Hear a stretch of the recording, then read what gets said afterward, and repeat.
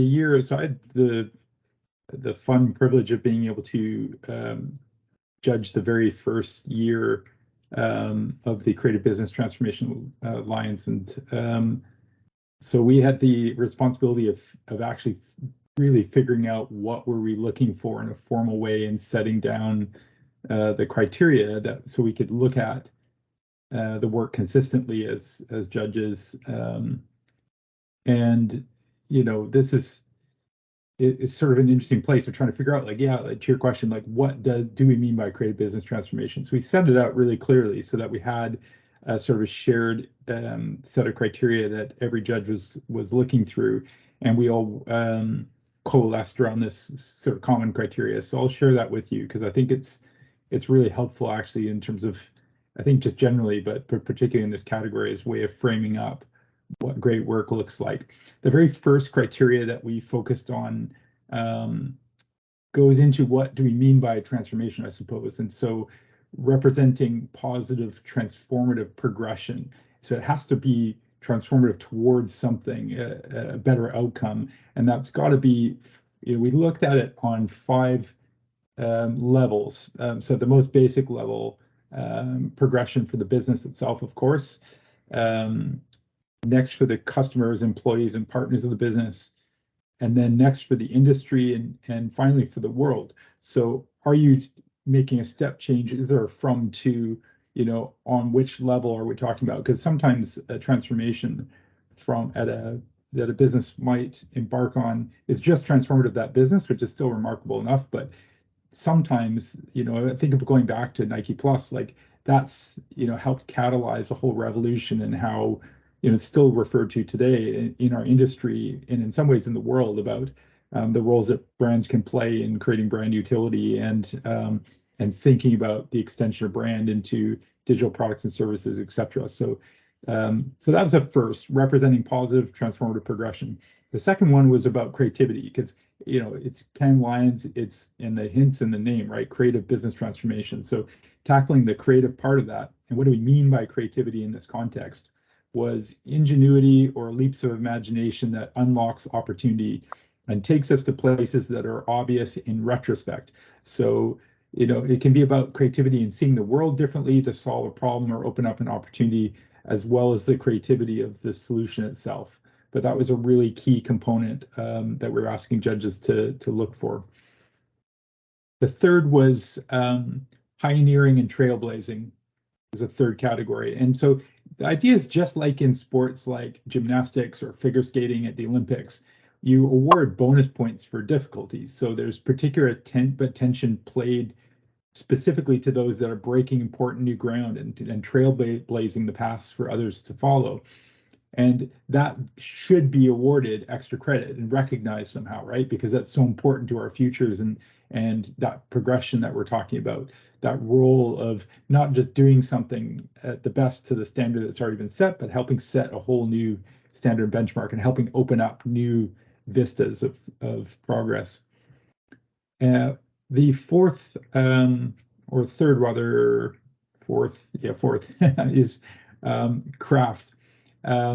Executing and solving with elegance the creation of experiences that are useful, usable, and delightful and drive positive metrics. So craft really can be in this context anything from the technical solution, the quality of that, through to the beauty of the design, but really recognizing that the qualitative difference in one versus the other, and that's got to matter in what we're looking for.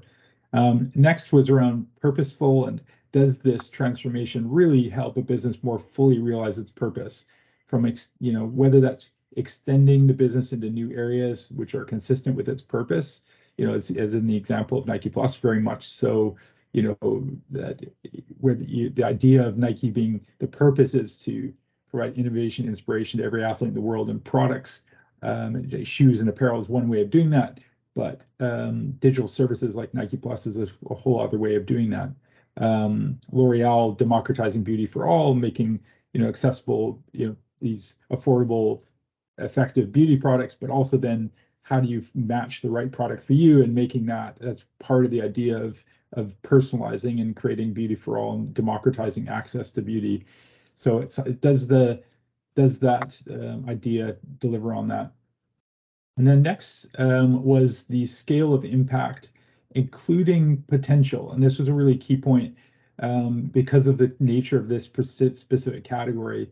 We want to set out that measurable impact is really key. So whether that's financial metrics like revenue, profit, efficiency, customer lifetime value, or customer metrics like CSAT or NPS, we needed to see the needle moving in a really significant way. But we also wanted to not just count what was happening right now, but because the nature of transformation, it takes time to play out. So we want to reward those who are investing today for future gains and really looking at delivering real transformation, not something that's just something short term and more tactical. And just really understanding, acknowledging transformation by definition doesn't happen overnight. And sometimes, actually, we've seen that short-term results, and the focus on that can be one of the biggest barriers to transformation. So, recognizing through our selections that mindset shift and commitment required to invest in the future rather than just prioritizing short-term results at the expense of meaningful change is so key.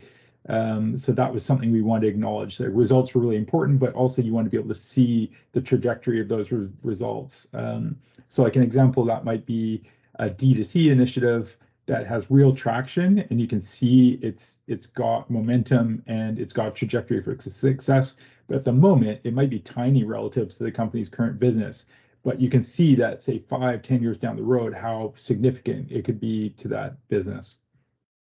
And then very lastly, longevity of impact, and sort of as almost a meta criteria where it's stepping back and thinking about how, like making sure that we're looking at awarding work that we feel will stand the test of time and reflect positively in posterity. So when we look back in 5 or 10 years, which are the ones that we're going to remember and that will have really truly changed their industries in the world?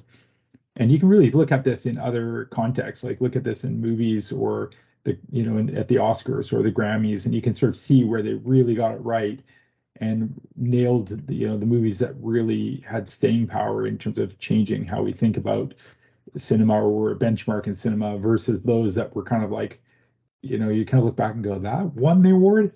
So really just try to bring that into the present and think about, if we go into the future, is this really going to matter? Are we going to be talking about this in 5, 10 years time?